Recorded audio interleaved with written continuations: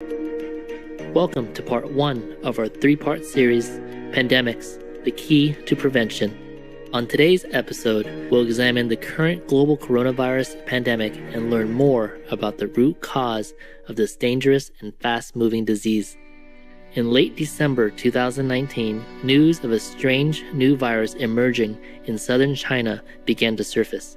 The virus, as it was reported, was highly contagious. The World Health Organization named it coronavirus disease, or COVID-19. Symptoms range from a dry cough to high fever to difficulty in breathing.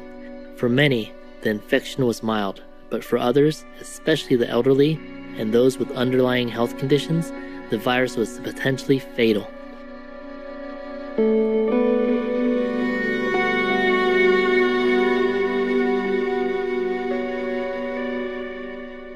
With the elasticity of the lungs being attacked, patients find it increasingly difficult to breathe, and death can be painful, similar to that experienced while slowly drowning. COVID-19 proved to be extremely contagious and spread like wildfire through China's massive population. The government took swift action, and other countries watched in dismay as China locked down entire cities in an effort to curb its spread. Millions of people were quarantined in their homes, allowed to leave only for food or medical supplies. Within days, new emergency hospitals were built. But despite these far-reaching efforts, it was already too late. Thousands of people from all around the world had visited China for Lunar New Year. As they returned home, other nations began reporting cases, and within 2 months, COVID-19 has spread around the globe. On March 11, 2020, Dr. Tedros Adhanom Ghebreyesus, the Director General of the World Health Organization, declared the virus to be a global pandemic, stating, "In the past 2 weeks, the number of cases of COVID-19 outside China has increased 13-fold, and the number of affected countries has tripled. In the days and weeks ahead, we expect to see the number of cases, the number of deaths, and the number of affected countries climb even higher. We are deeply concerned both by the alarming levels of spread and the severity. We have therefore made the assessment that COVID-19 can be characterized as a global pandemic." By early April 2020, COVID-19 has swept through 205 countries and territories, with 1.4 million confirmed cases and almost 75,000 deaths. The pandemic put much of the world on pause. Billions of people were self-quarantined for an indefinite period. Borders were closed, flights canceled. Schools, including those of New York City, the largest public school system in the world, were closed.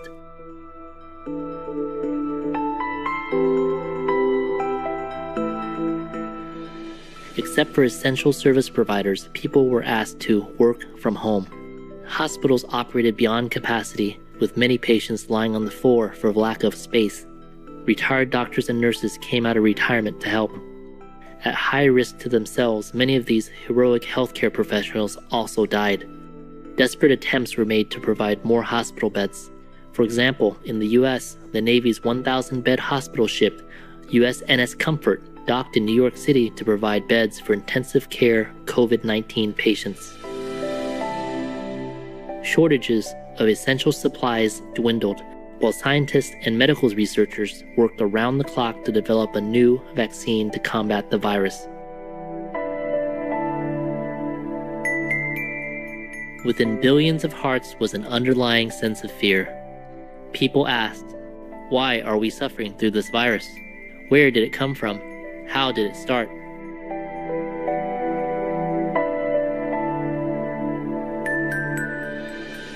When we return, we'll continue with our exploration of the coronavirus pandemic. We'll be back after this message. Please stay tuned to Supreme Master Television.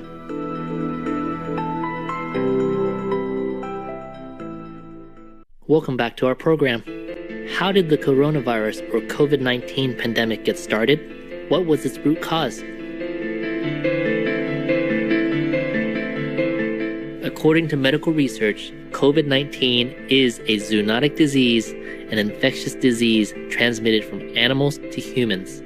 It was traced to a so-called wet market in Wuhan, China. In this market, Many different species of live sea and land animals were confined in cages or tubs of water stacked one on top of another, waiting to be slaughtered for human consumption. It is suspected that the COVID-19 virus originated in bats, was then transferred to pangolins or scaly anteaters, and finally to humans. While this scenario might sound random and highly unusual, it is, in fact, frighteningly common. Scientists have demonstrated that every pandemic the world has ever experienced over the past 100 years has originated from animals.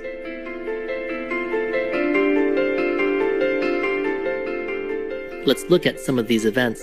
One of the most devastating pandemics in history was the influenza outbreak of 1918. Researchers concluded that the virus responsible for the pandemic was avian-based.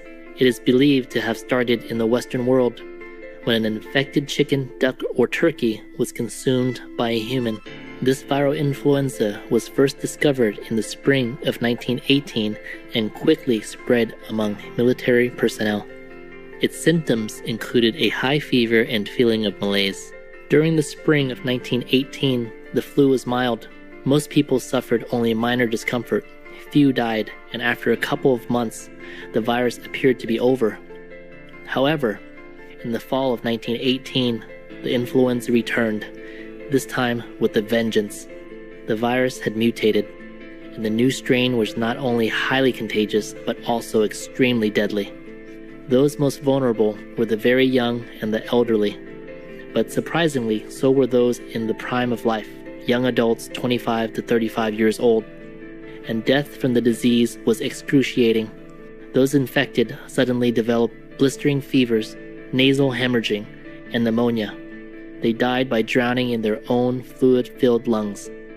This pandemic decimated the world, affecting more than 500 million people, or 1/3 of the Earth's population, and worldwide, from 50 to 100 million people died. The 1918 influenza virus still exists today as the common flu. In 1957, a new influenza virus emerged in East Asia.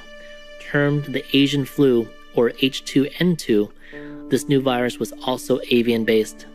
First reported in February 1957 in Singapore, it swept around the globe over the next year. By the end of 1958, it had claimed the lives of 1.1 million people. Then, in 1968, the next lethal influenza virus surfaced. First detected in Hong Kong, this new virus became known as the Hong Kong flu, or H3N2.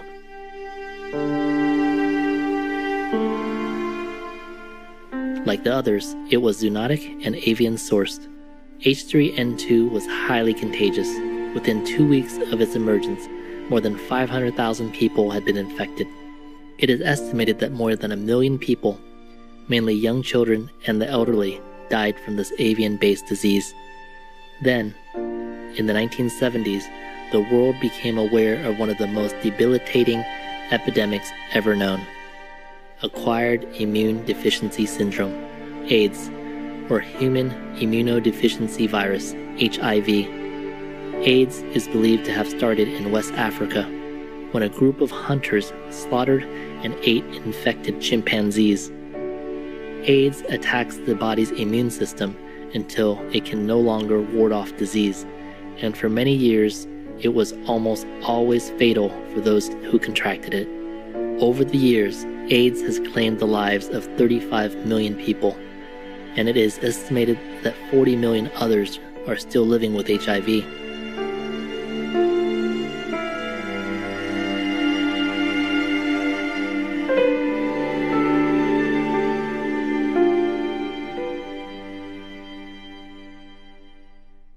The next new deadly disease to surface was the Ebola virus, which was first discovered in 1976 in Sudan and the Democratic Republic of Congo, but this outbreak was thankfully brief. Then, in January 1996, in North Gabon, some villagers killed, skinned, and ate a chimpanzee. Within days, 21 of the 37 people involved were dead. Scientists have determined that the Ebola virus can be transferred to chimpanzees from infected fruit bats. Although Ebola is not highly contagious, it is extremely lethal. killing up to 90% of the people it infects. Ebola reoccurred once again in 2014 in West Africa and continued for 2 years with 28,600 reported cases and 11,325 deaths.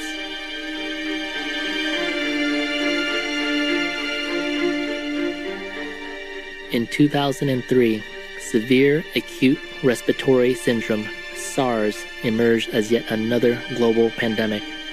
Similar to COVID-19, this zoonotic virus also started in a live animal market.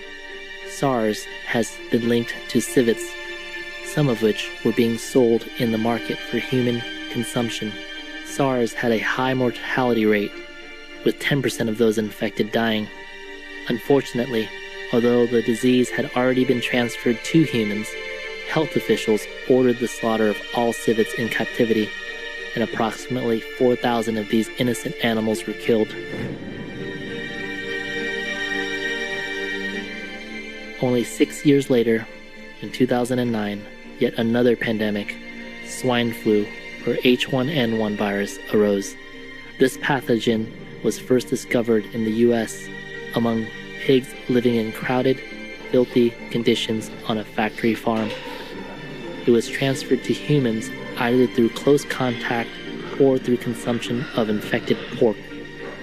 Over the next year, a possible 1.4 billion people were infected, and as many as 575,000 died, 80% of whom were under the age of 65. Unfortunately, in an attempt to prevent the spread of swine flu, countless pigs were also put to death. Millions of pigs were simply dumped into mass graves and buried alive. In 2012, another zoonotic virus called Middle East Respiratory Syndrome, MERS, was discovered in Saudi Arabia. This virus was first transferred from dromedary camels to humans, possibly through the drinking of raw camel milk or the consumption of camel meat.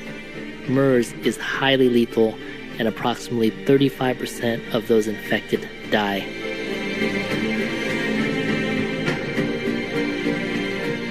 In other pandemics, mad cow disease, or BSE, was transmitted from cows to humans who ate infected beef, and H5N1, avian or bird flu, was transmitted to humans through close contact with or consumption of infected chickens or geese.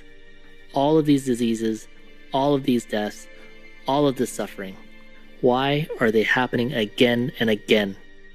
And what of the future? The following is a summary of the epidemics and pandemics discussed today, the year each began and the number of deaths caused. Spanish flu 1918, 50 to 100 million deaths. H2N2 1957, 1.1 million deaths. H3N2 1968, 1 million plus deaths. HIV or AIDS, mid to late 1970s to date, 35 million deaths.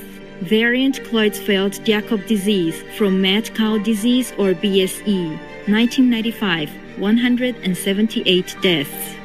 Avian flu or H5N1, 2003, 455 deaths. SARS, 2003, 774 deaths. Swine flu or H1N1, 2009, 575,000 deaths. MERS, 2012, 858 deaths. Ebola, 2014 to 2016, 11,325 deaths. COVID-19, 2019 to date, 312,000 deaths.